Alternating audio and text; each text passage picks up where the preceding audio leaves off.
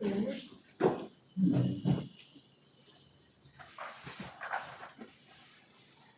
Okay, what do you think? Is it 6 p.m.? Or just let me know. 5:59. 5:59, yeah, I was gonna say. Probably the Oh, after yeah, there answer it the is, question, my they thing. just say, There's Michelle. Oh, good. Hi, Michelle. Hey, Okay, it's already started recording and it looks like it's 6 o'clock. Okay, it is now 6 p.m. and I'm calling to order this regular meeting of the Sunnyvale School District Board of Education. This meeting is available in English and Spanish. Would the translator please give instructions on translation services available? Yes, hello everyone y buenas noches. Se utilizará la función de interpretación de Zoom para soporte en inglés y español. Todos los participantes de esta llamada deben seleccionar su idioma de preferencia haciendo clic en el idioma correspondiente cuando el anfitrión active la función de interpretación. Dicha función se encuentra en el panel de herramientas en el icono del globo terráqueo. El modo de interpretación para esta reunión será el simultáneo. Gracias por su atención y colaboración. Thank you. Please note that a recording is being made at the direction of the board, and the recording may capture sounds of those attending in the meeting. And Michelle, I just told Isabel and Nancy, or reminded them to please mute when you're not speaking because the microphones on your end will pick it up and it's hard for the translators to hear the other speakers. Okay, we're on to item, I see all board members are present, so we can begin. Item 2, approval of the agenda.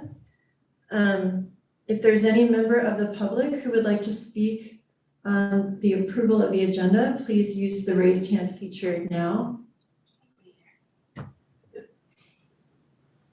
"There's nobody here." Okay, not seeing any, board, is there a motion? I move to approve tonight's agenda. I second. Thank you. Any discussion? Seeing none, we will vote. All those in favor, please say aye. Aye. Aye. Chair votes aye. With that, the motion passes. We're on to item 3, public comment on closed session items. Do we have anybody online present for? No, okay. And seeing no speakers here, I'll just open up to the public in case anyone walks in. Is there's anyone who'd like to speak on closed session items? Okay, seeing none, we're on to item 4, convening to closed session. When we come back, we will report out afterwards and continue with the remaining agendized items. See you soon.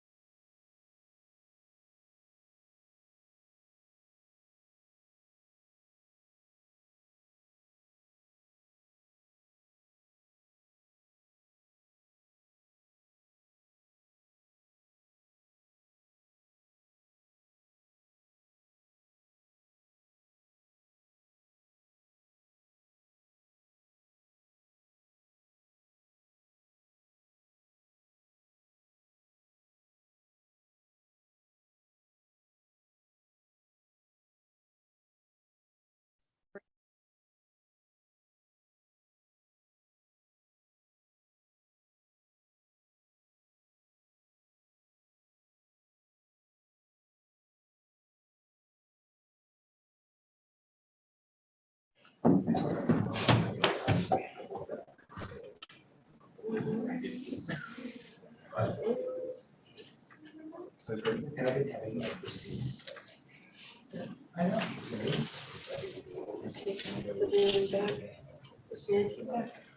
mean, when you stand there, you look good. Oh, yeah, she's there.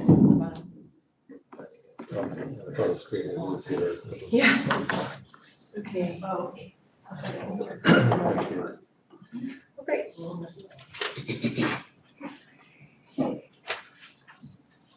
Okay. It is 7:01 p.m. and we are reconvening to open session. This meeting is available in English and Spanish. Would the translator please give instructions on translation services available? Oh, sorry, I didn't stop it.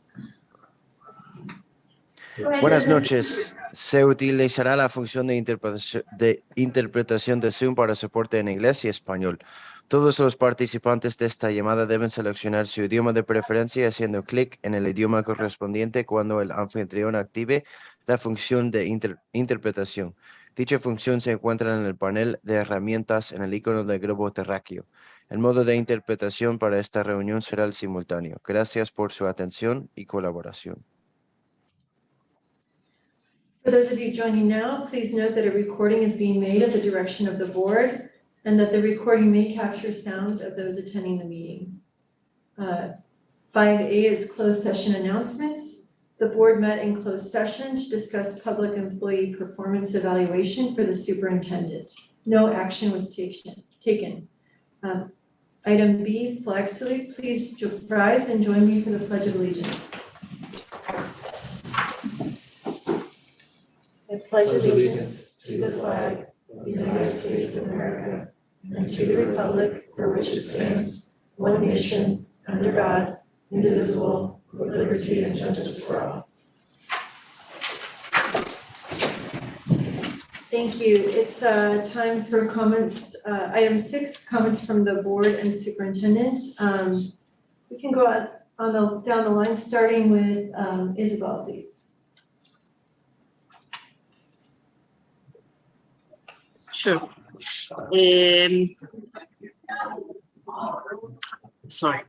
Well, let's see. I went to the Csba Leadership Summit. There were a lot of interesting things that we learned. There was a lot about community engagement, a lot about family engagement, a lot about crisis and handling crisis from different point of view and different type of crisis. And it was very interesting. And I shared the document with the board, and I think we could have more discussions about a lot of these topics. The next is going to be the California Latino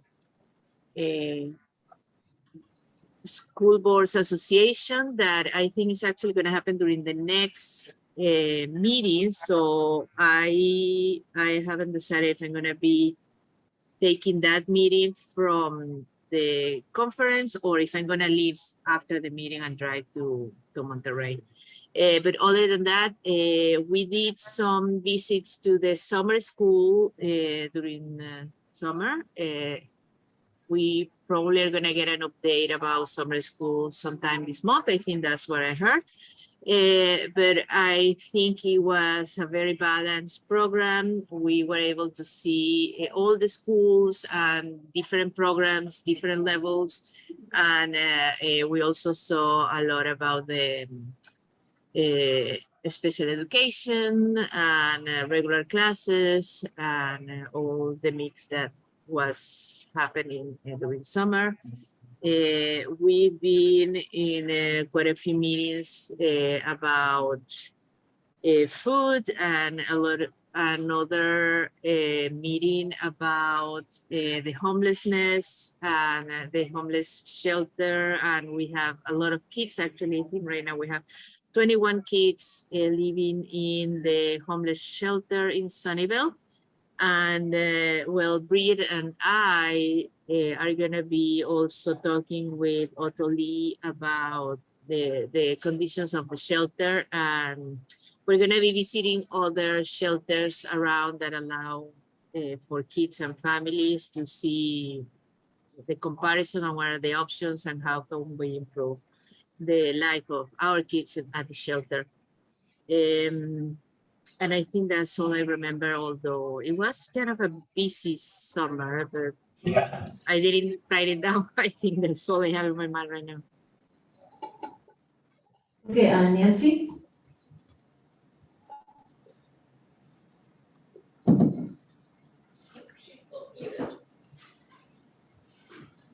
Nancy, you're on mute. I attended several webinars through the summer. I wanted to let you know that I'm going to be sending a document to you from the New American Fellows. It has culturally diverse stories of immigrants from the Bay Area for educators to reflect and share. And I appreciate that it's Bay Area centric. So people can really start to more identify with people and have awareness of the immigrant story that is around us. So thank you. Thank you. Michelle? I think I maybe did the opposite of some board members. I took the summer off. It was the first summer in a couple years that I didn't have to focus on board stuff. So I've mostly been able to be mom and do my summer stuff, and it has been great. I probably shouldn't say this in a public meeting, especially at a school board meeting, but I always hate when school starts again, but it's because summer just is too short. Like when I was growing up, it was longer. And I just wish I had a couple more weeks with my kids. So I'm sad that summer's over, but I am feeling rejuvenated and refreshed and excited for all the work we have coming up. Thank you. Jeff?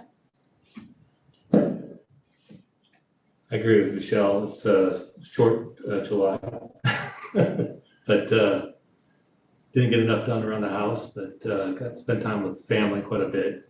Did take a couple of classes about special education, which was pretty eye-opening in many ways. A lot of details about the assessments, and that kind of mind-blowing. So it was a pretty productive summer. It's good to be back. Thanks. So I sent in my activities. I had some announcements from SCCSBA that I just wanted to let you know about. I wanted to thank and congratulate Isabel for being the Hoffman Chair this year. So everybody and anybody can be a reader for Hoffman, but Isabel's going to coordinate all the trustees and the voting and lead the program. So that's exciting. And we also have a couple of save the dates for trustees. We have the fall dinner, which I just, October 26th, Wednesday is the fall dinner. That will be in person. We're looking to see if we can have it at not Metro Ed, but the other, what's the community college that has the Culinary Academy? It's in Santa Clara. Mission College. So we're trying to get it at Mission College, and if we can't get that there, then we might have the Hoffman dinner there. We're trying to do things that have more students in them, working there. And then lunch brunch is going to be Saturday, February 25th. It's likely that it's going to be hybrid, so we'll have in-person viewing and meeting probably at the County Office of Education. That's what it's looking like. And, we'll have like pastries or coffee or something, but people will be able to watch it online. And we had a lot of legislative participation online, so that's likely to happen. And then May 5th, Wednesday, May 5th is the Hoffman Awards dinner, where Isabel will be our MC. And so anyway, that's very exciting. And I'm just gonna hand it over to Dr. Gallagher. Thanks. Thank you. So I wanted to first give a staffing update because there's been a lot in the news about school districts and their readiness in terms of staffing. We're in very good position So we kind of divide things into certificated and classified. In certificated, we have one classroom teacher opening, which we had filled and then we didn't. So that's actually not that unusual, and it's not great for that particular class, but we have a plan B plan for that. That's an SDC class, which makes it especially challenging. And then there's one SLP position opening, speech language pathologist. And again, compared to other districts, like we're in pretty good shape, but by our standards, we want that position filled. So our classified is more challenging. Classified employees tend to come and go throughout the year. And we got a lot of notices of resignations just in since the beginning of this month. So we're working hard to fill those. And then in terms of staffing overall and absences, we put together a pool of substitutes this year that we can talk more about maybe at another meeting. So there's actually a 4-pronged approach to the substitute issue that we're kind of proud of, like innovations and giving it a shot to get the classrooms filled. So that's on staffing and readiness. We're feeling really, really good. I'm going to give you a brief COVID update, and this is stuff that you'll get in the weekend update and that's being sent out to families right now. So in terms of testing, we have ample supplies of rapid antigen tests. And what the state and county is encouraging is for school districts to have those ready for when students and or staff are symptomatic or are close contacts. We can provide those. We're no longer doing regular weekly testing. In fact, that's not happening except for maybe a few districts across the state that are really highly impacted. We continue to highly recommend wearing masks, and we think that's really important. It's by saying highly recommended, that means that there is an option not to, and no one gets in trouble if they're not, but it is highly recommended. The number one prevention measure that the state is emphasizing is vaccination. That is the best way to curb the virus and to curb the symptoms if you happen to be exposed. So that's super important. And then ventilation is the other piece that is very important. And the state, I've been in several meetings, a statewide meeting and a countywide meeting, and the messaging has been consistent about all these mitigation factors, including ventilation, will help for the next health challenge, like perhaps smoke, or if there's another virus. So what the state and the county are asking us to do is to continue these mitigation measures with an eye not just for COVID, but for whatever else comes next. And really emphasizing the idea of living with COVID and moving forward. So that's the COVID update. And then next, I would like to introduce you to a new manager. So Paul, if you could come forward. This is Paul Slayton. He's going to introduce himself, but before he does, I just want to say, so he's our new director of student services. We threw him right into the frying pan, or whatever you would call it, at the management retreat. We gave him the coveted after lunch spot. And I said, last week we had Playworks do this, go for it. And I was so impressed, not just that he held the crowd, I'm being a little bit silly about that, but that he's just in a few weeks captured our district. And I was in a meeting online with him with principals this morning, and he was talking to principals, and he already speaks Sunnyvale. He is great working with principals, and I'm going to stop talking and let you introduce yourself a little bit. We're very happy you're here. Hi, everybody. Did I do that right? No? Not yet. Not yet. I'm going to keep pushing buttons. Good start. Really feeling strong right now. There we go. No? Is he good? I'm just going to keep talking. Jesus will stop me. Hello. Welcome. Thanks, Jesus. If we could just capture this moment as the... It's all being recorded. You'll be fine. No worries. No. Hi, everyone. I just feel so grateful to be able to say hello. I am 5 weeks in. I made a map of the desks around me and wrote people's names on them, and I haven't referred to it in like 6 or 7 days, so I'm feeling strong. Everybody has been kind, but more than that, the reason I felt I was able to connect when we were at the leadership retreat was that everybody is about kids and teachers and classrooms having what they need. and that just fits well. And I just feel, I feel settled and just grateful. So looking forward to the work. There's a lot of it. It's significant work that's already happening. And just thanks for the introduction. I'm really glad to be here. Thank Welcome. you. Welcome. Thanks, Paul. All right, now I'm turning off.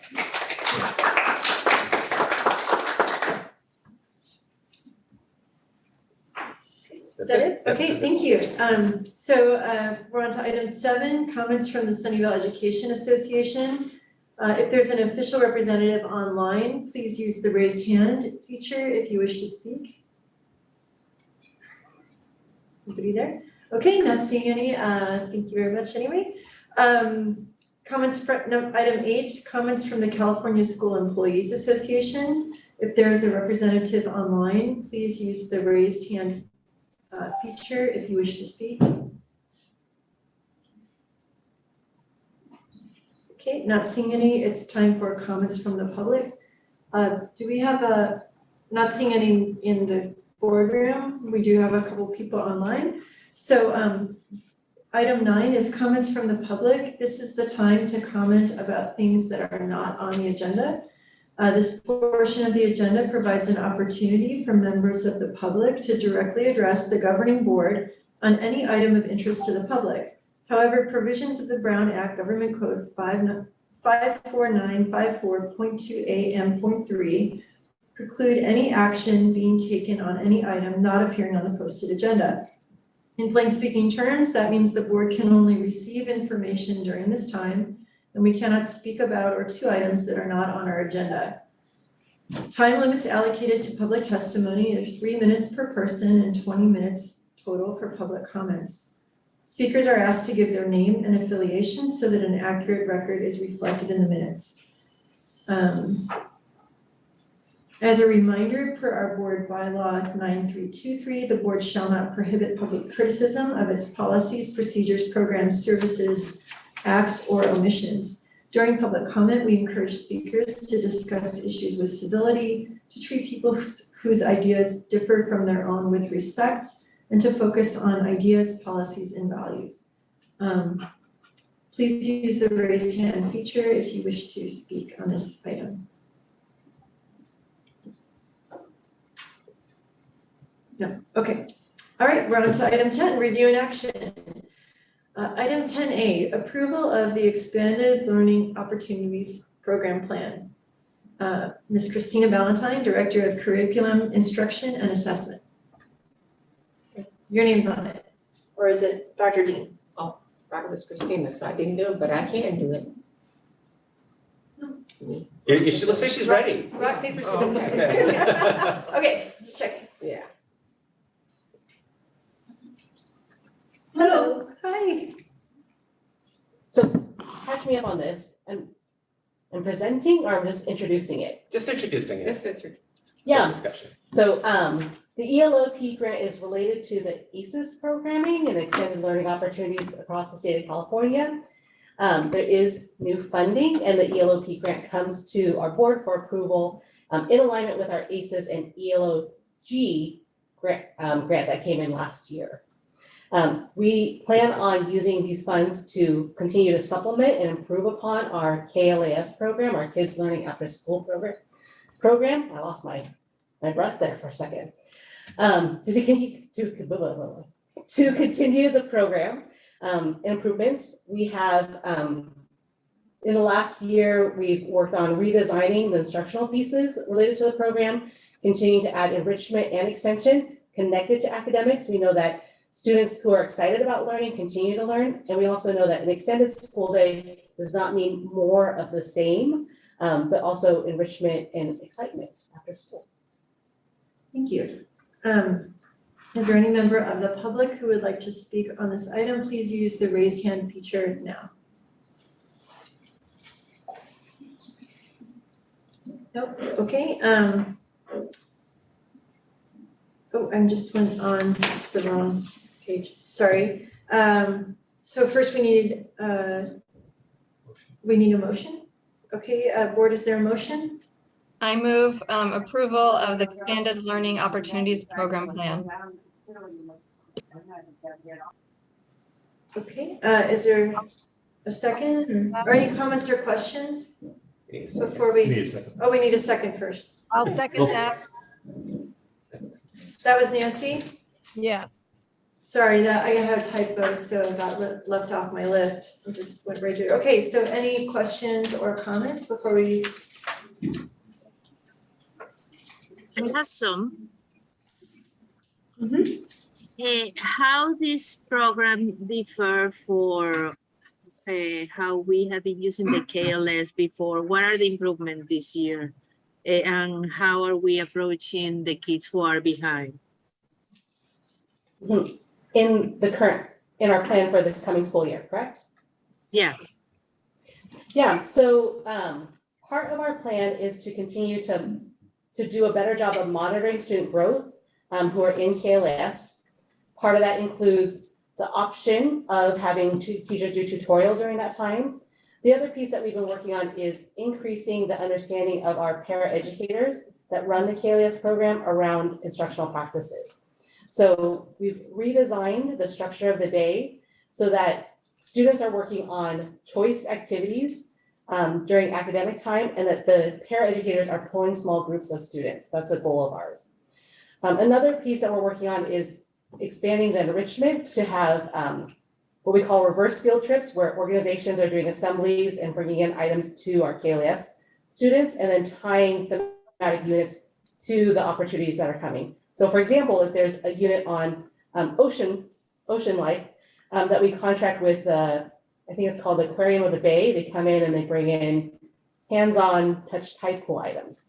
So we make the learning experiential as well as tied to actual reading, writing, learning about the oceans. As some examples.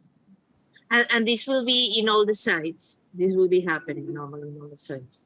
Yeah, that's a great question. So also part of our redesign is making sure that there is consistency of the program across all the school sites. We want equal and equitable access. And there has been some variation of the KLS program in the past. And so we're working on making sure that there is consistency and great opportunity at all the schools.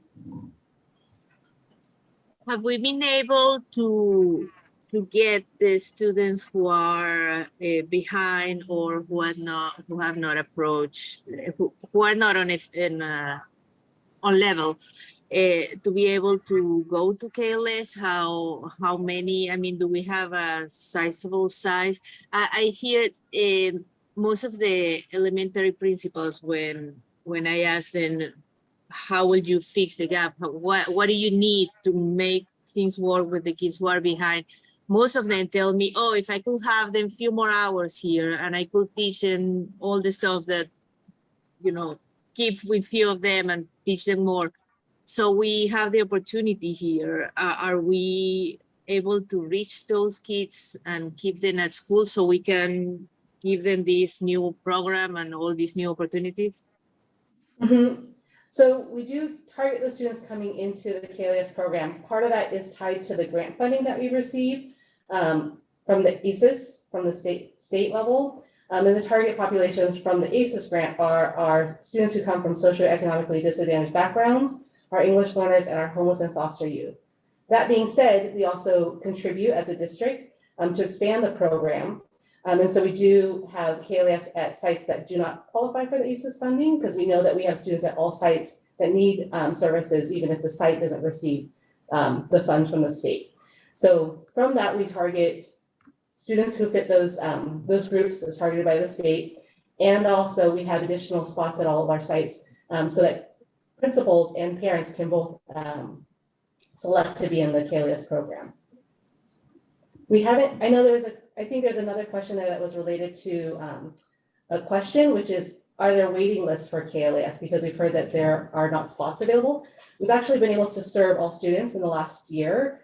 And last year was our first year out of the shelter in place year. But we've been able to serve students and get them off a wait list into the program. So can I piggyback on one of the other questions from Isabel? So for the previously, as some of the KLS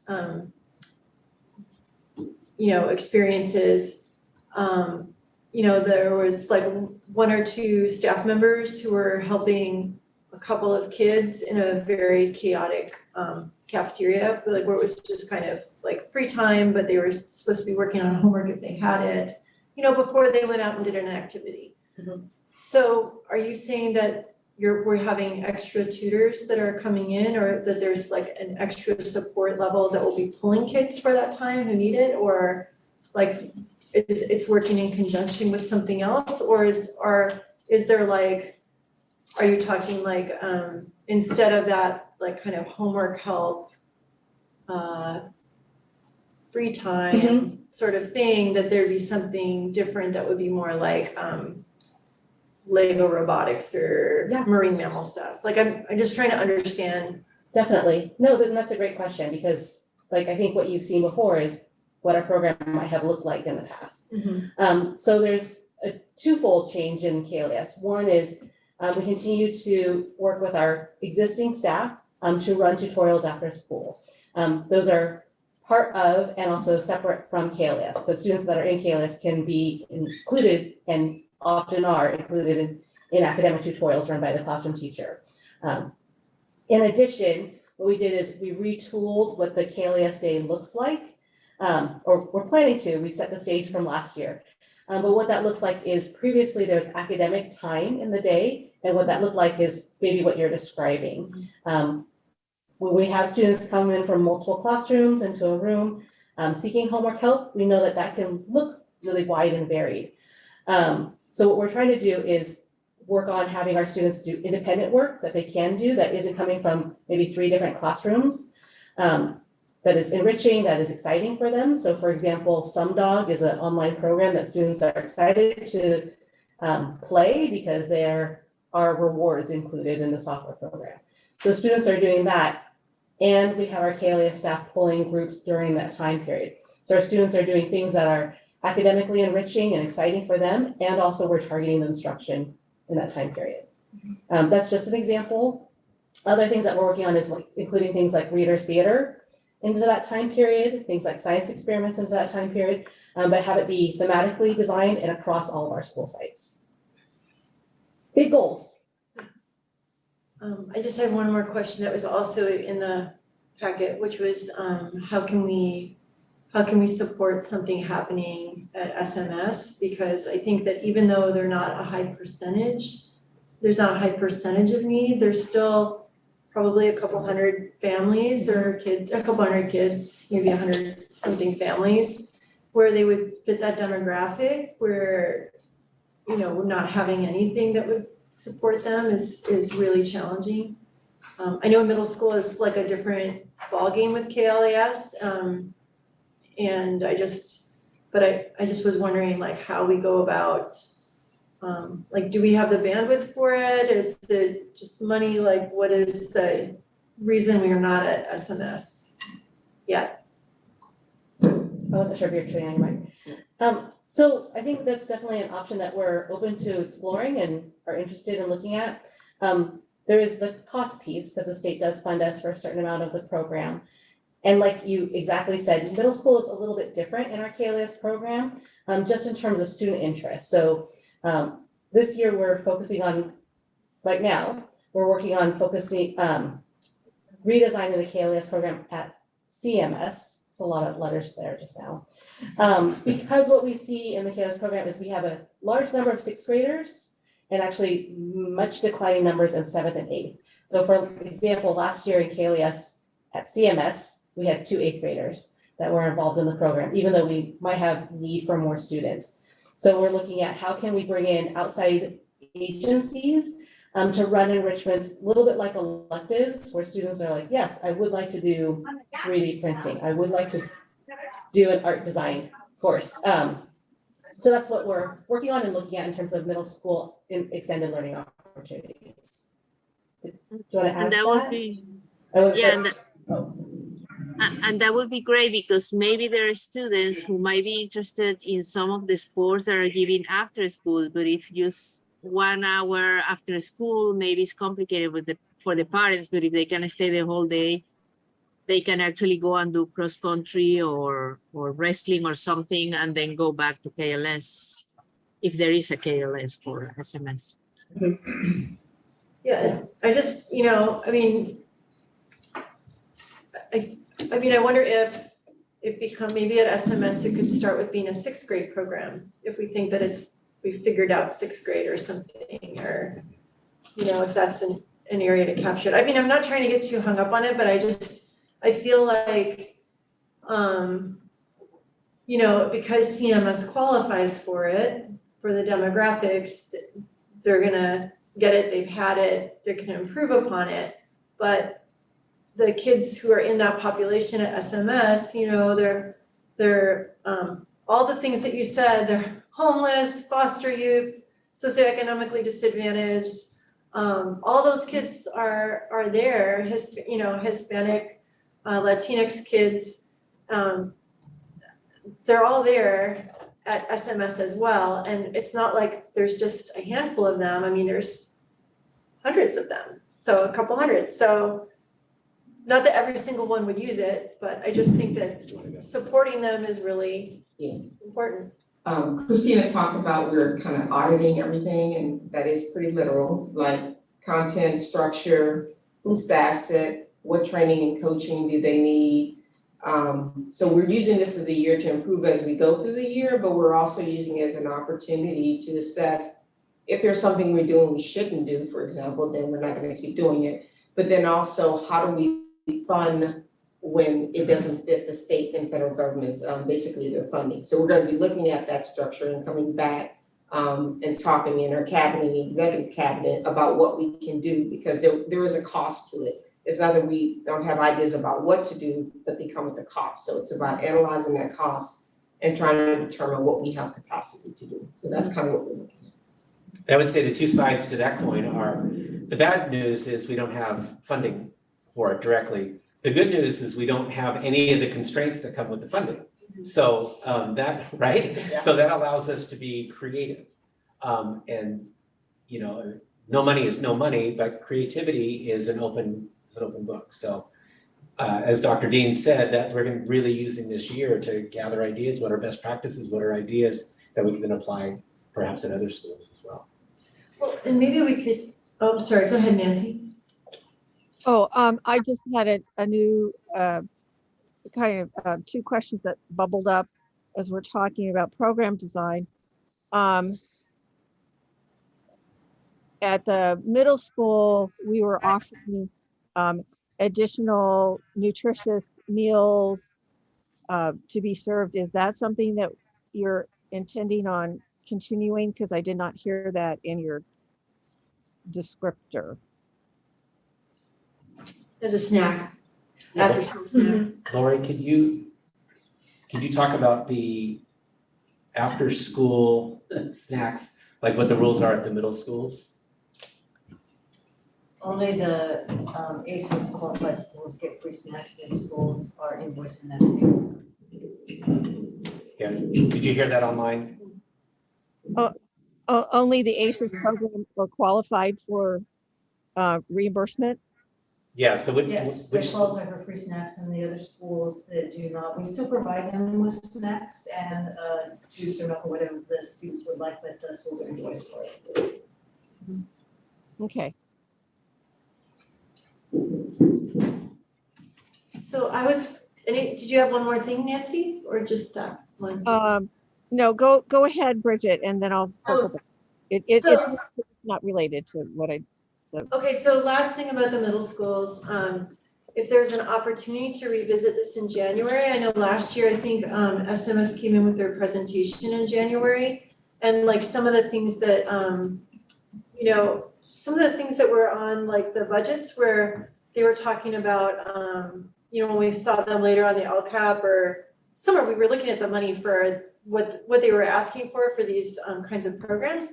The dollar amounts that like for, kind of like the after school shorter help, for tutorials or things like that, the dollar amounts were not very high. And I don't know if the fantastic program you're planning is going to be like really expensive or something, but it would be great if we could check in mid-year if there's any opportunity to roll something out at SMS.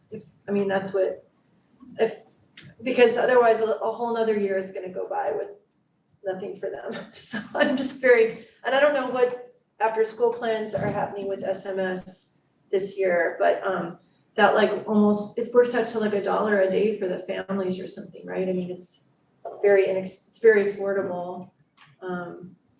It would just, I just think it would be something to look at if we can make it equitable across the district. Okay, Nancy, do you have something else? Yes. I appreciate that you're trying to assess what hasn't been working. Are you going to reach out to previous participants? If we have that, if they're still within our group, and have that as a touch point as well for what might have been barriers for participation? So we currently actually survey our current participants to see what's working and what isn't. And then we take that feedback and integrate it. So we do that formally one time a year. And it gives us pretty valuable feedback on what worked and what didn't. And also we really work to solicit informal data because that actually tends to be a lot richer. Just in like this experience really worked for me. I had a challenge here because then we can make small adjustments or big adjustments in the moment. Okay, I appreciate that. I know that especially with middle school, a lot of caretaking can be an expectation of a middle school student if they have younger siblings at home, and certainly for some communities, transportation is an issue even for after school participation as well. And I know that's an additional expenditure.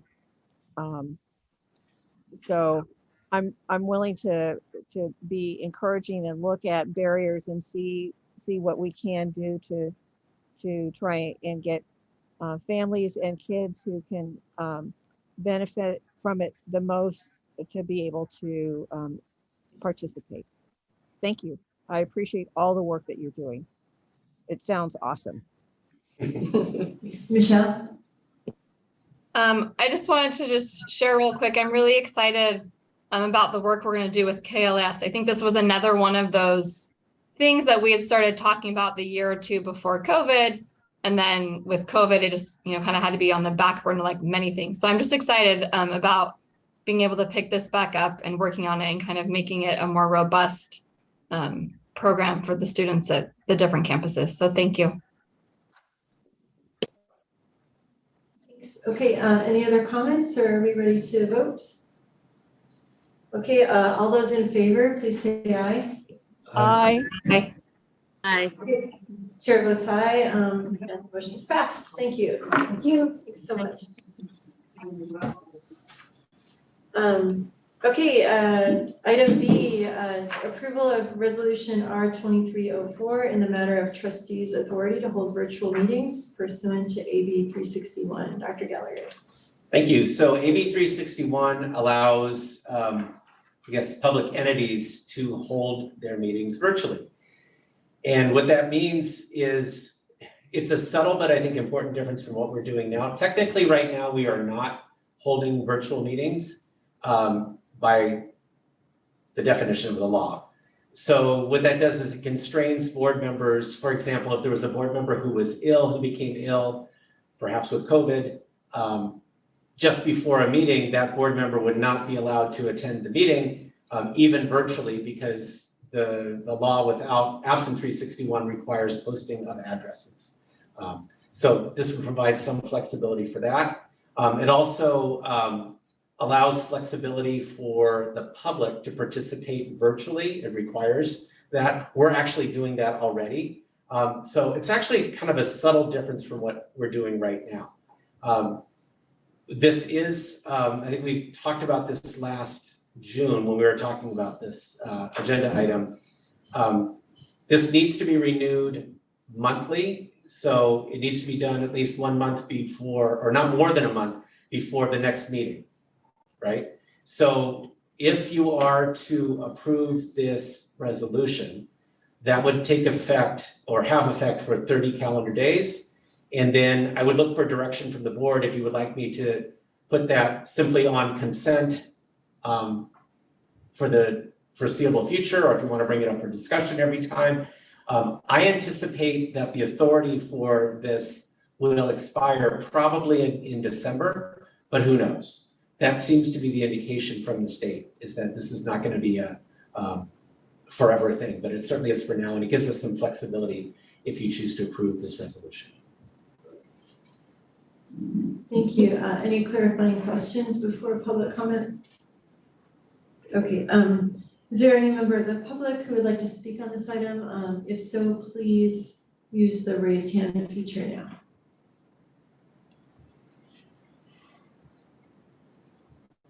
Okay, so board, we need a motion. I move to approve resolution R23-04 in the matter of board trustees' authority to hold virtual meetings pursuant to AB 361, and for this item to be placed on consent agenda from here on out. I second. Okay, any questions, comments, or discussion? I put in the board packet, I just wanted to just check in because you know, I actually was doing a lot of reflecting this last week because we had virtual meetings for a year and a half, I guess, a long time. And I just wanted to check in because you know, the way that this is written, it seems like it's intended for it seems like it's intended that the intention, my understanding is the intention is that we all still try to come in and be in person. But then if we have a medical emergency or a family emergency, or, you know, there's, we just have a personal emergency, then we would be able to work remotely. So how does the board feel about that? I know in the private sector, there's more of a demand for people who want to work remotely than there are actually remote jobs. So people want to go and be able to work from anywhere. And, you know, do we still think it's valuable? Like, everyone has different kinds of jobs around, you know, around the district and around our community, and some jobs can be done anywhere, and some jobs need to be, or people agree that they should be in person. Like, I just want to kind of check in with the board. Like, are you comfortable with, like, do you want to just have hybrid meetings? Do you want to? Is our goal to be in person, and why? Maybe. I guess that's my question. Ultimately, the goal is to come back in person, but I mean, the reality is we're still in a position where I think safety is a concern for some people, and I don't want to put barriers up on that. I mean, some people feel more safety. I mean, COVID is still here, and it's still spiking, and some people are more vulnerable than others. And I have mixed. I think I made it pretty clear last time. I'm gonna have mixed feelings about this whole resolution in the first place, but I think it's kind of ridiculous we have to do it every month. But yeah, and I also I'm a little. I mean, I know our addresses are public information anyway, but I'm also a little unnerved by publishing our address in order to do this. Right. Considering what happened just a couple of years ago with people, you know, that seems a little. If you want to talk about a negative incentive of doing that, then there's that, right? But this would not allow us not to publish where we are. right. So you could zoom in from Yeah, wherever. okay. So that's the issue, right? Isabel has her hand up. Oh, Isabel, you had your hand up? Yeah, well, it let us, it's good that it let us today where we are traveling, we are still not back at school, 100% to still do the meeting today. Michelle and Nancy are far away. So that's good. But definitely I like the idea of being in person, and in a way we are asking teachers, staff, kids to be in person. So I think it would be fair to have our board meetings in person too, except for emergencies and health issues and special things that may happen. But I think how we've been doing still works, but you know, leaving the option that if we need to not be there for a particular reason, then we can do it online and we don't have to put it the exact room where we're gonna be staying or the exact address. That's very, very convenient.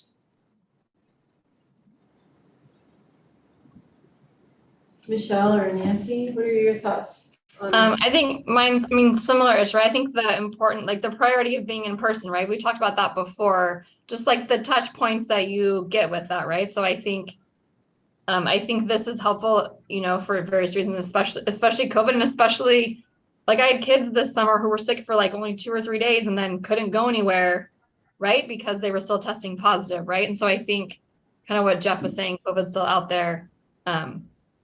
But I agree that like that priority of us trying to be in person is beneficial for multiple reasons, but one of those is those connections and touch points.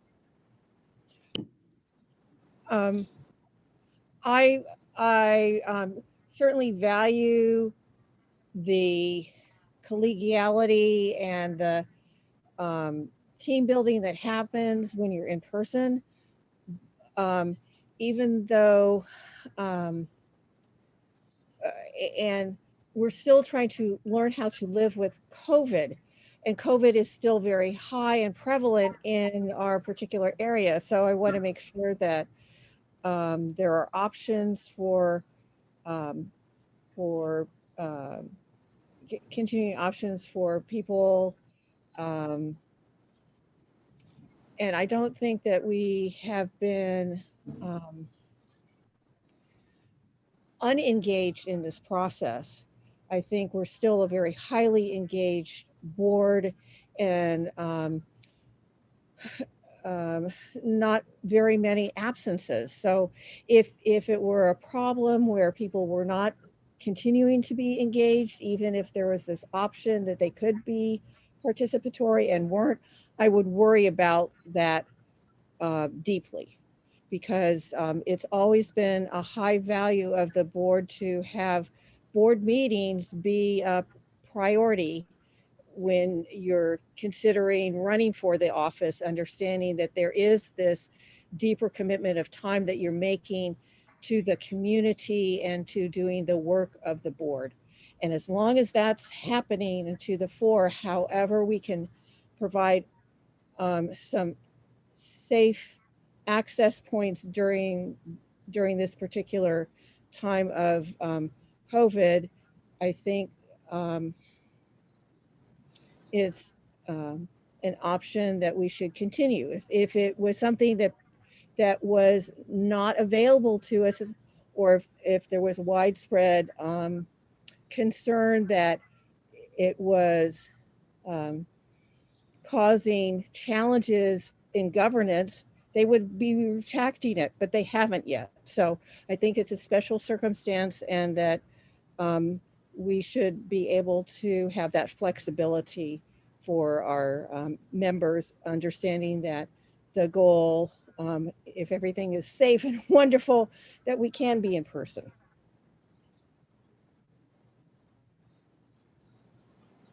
I mean, being in person is definitely more efficient though. Yes. I mean, I noticed that in our meetings, especially like board development and stuff, that's. Correct. Well, because I think that like one thing I was thinking about was that there's a lot of micro communication. You know, one of my older sons' issues growing up has been like this idea of nonverbal communication, like understanding nonverbal communication. And I noticed that in watching a video from like one of our recent board meetings, I noticed that I think there was a lot of communication, like nonverbal communication going on between the people who were seated up here on the dais. And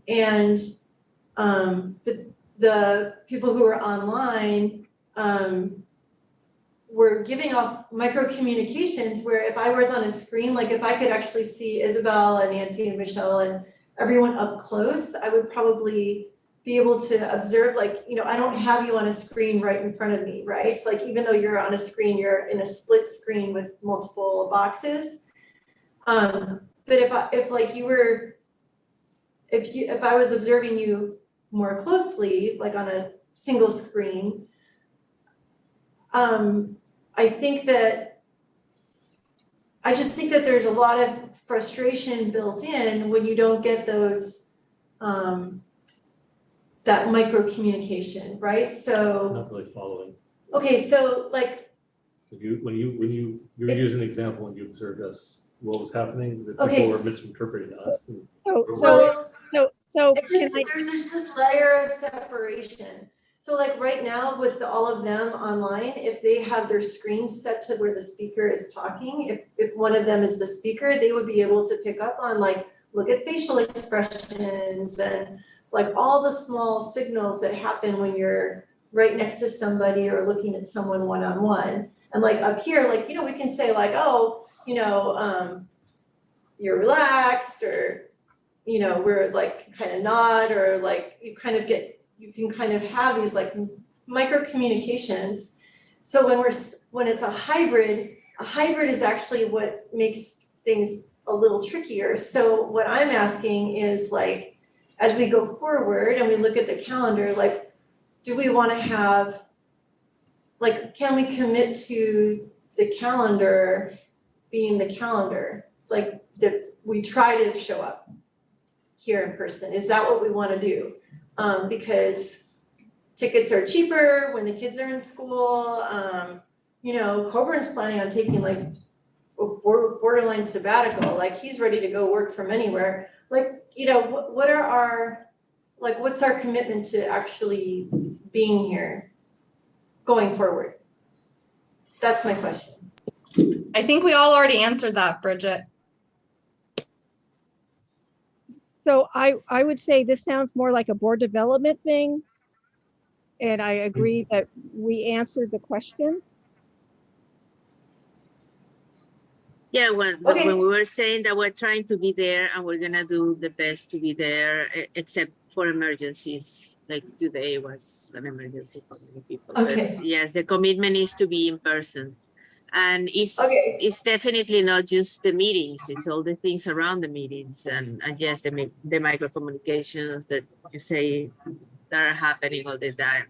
When we're there, when we do other meetings, when we go around the schools are important, and they need to be in person. Okay, awesome. All right, so seems like we're ready to vote. All those in favor? Aye. Aye. Aye. Okay, chair votes aye, the motion is passed. Thank you. Okay, item C. Okay, this is one that you're all gonna understand better than I do.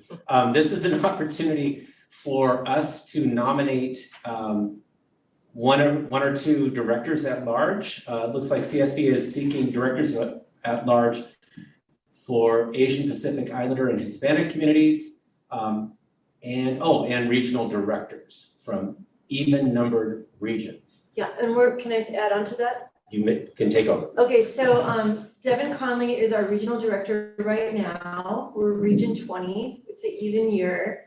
She definitely wants to run again and represent us again. So the CSBA asked for delegates to nominate her, and as SCCSBA president, I asked her, would you like to run again? She said yes, so I nominated her. So that's done. That's not something that we do here.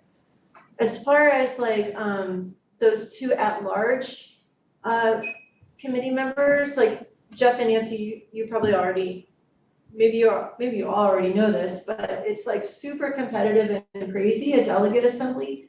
They're very coveted positions. They're people who've been at CSBA for a long time. So we could throw anybody's name in, but usually they're people who have served on like committees at the state level. Like, so you've served on, you know, AEC, you've done other committees with with them. And honestly, a lot of these are probably getting appointed, well, a lot of the nominees are getting appointed who've already run. But if you have somebody if we have somebody that we say, hey, we really want to nominate you to be representative for one of these special groups, we can absolutely do it. But I'm just saying that the chances are not super high unless they're kind of already known at a statewide level. Does that make sense? So, do we have to make a motion on this? Only if you want to Okay. nominate someone. Does Well, anyone- so I move we have discussion Okay, we have a second? to talk about it. I'll second the discussion. Okay. And reminder, we need to get public comment on this item. Yeah. Oh, sure. If there's a member of public who would like to speak on this item, please use the raised hand feature now.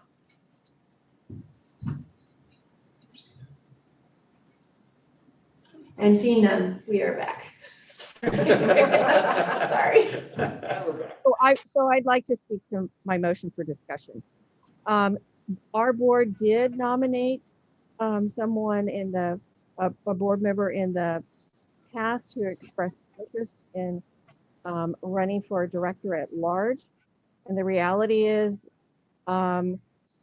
she did not have any deep connections within the body of CSBA as a whole. And I feel like CSBA is really doing it, is not really forthright about this process. Yes, anybody has access, and I appreciate that. I appreciate the opportunities for other boards to nominate individuals, because sometimes individual boards as a whole may not view the leadership skills that someone has in the same way. They may not be observing how they are participatory in broader CSBA activities. But it takes a lot of time to build enough credibility within the organization to get the votes at delegate assembly to move up into these positions. So that's what I have to say. Well, anybody want to be nominated or have anyone they want to nominate? Because we can do that. It doesn't, you know. You're correct. It would be a different learning experience for the individual who would be going through this process, but I would want it to be a positive experience. And so it would be difficult for me to do a cold call nomination of someone if I hadn't previously talked with that person, like you did with Devin, and you followed through with that. So I would just say I have no interest. If someone else on our board wants to, I'm supportive. Okay, Jeff or Isabel? Nope. Okay, so I don't think we need to make a motion. Nope. Well, we have a motion on the floor. Oh, all right, we have a motion on the floor to discuss it, and we discussed it, so what do we do? Well, it says that it's until September anyway, but yeah, I don't think we have anyone that has been rallying for it, the CSBA thing. Why matter? It's actually moving for discussion is actually a new move on me, so I don't know. I don't think you really can move for discussion. You have to make a motion to discuss. So. yeah, Oh, we're not a new rule, I didn't know. So withdraw the motion, Nancy? I'm happy to withdraw the motion. I think and let it die for lack of a first or a second. Well, I second it, so I'll withdraw the second. Okay. Okay, we're all withdrawn. Okay, Excellent. We're stuck in motion limbo. Break up the rule book on that one. We are on to consent, item 11. Any item on the consent agenda is subject to review and discussion prior to being approved by the board. If necessary, any items may be removed for separate action. The public may address the board regarding any items on the consent agenda. If there's any member of the public who wishes to speak on this item, please use the raise hand feature now. Oh, okay, would the board or the public like to pull any item for a separate vote? I move to approve the consent agenda. I'll second. Thank you, Michelle. Board, any questions or comments? Okay, seeing none, all those in favor? Aye. Aye. Aye. Aye. Chair votes aye, the consent agenda has passed. Thank you, everyone. This delayed effect of all the ayes. Yeah. Please note there is an informational agenda item number 12 regarding the Williams Complaint Settlement Quarterly Report. Item 13, future meetings and adjournment. Our next meeting will be Thursday, August 25th, 2022 at 6 p.m. at the district office. It's a regular board meeting. Board, initially there was going to be, we had talked about doing strength finders at this meeting, but I think that we will be hearing from the equity consultant who spoke to the management retreat. And then we'll also review the handbook update that we want to get published before a new board member comes on board. Isabel and I combed through it a little bit after our last board meeting and just kind of double checked a few things. So we'll go through that, and then I'm sure we'll squeeze something else in, maybe some discussion about best practices from Isabel's leadership conference that she went to. So we'll work on that and we'll have the agenda out the next week and a half. Yep. Okay, it is 8:03 and the meeting is adjourned. Thank you. Thank you. Very efficient people. Thank you. Thank you, everyone. Happy start of school year. Thank you, Monica. Thank you, thank you.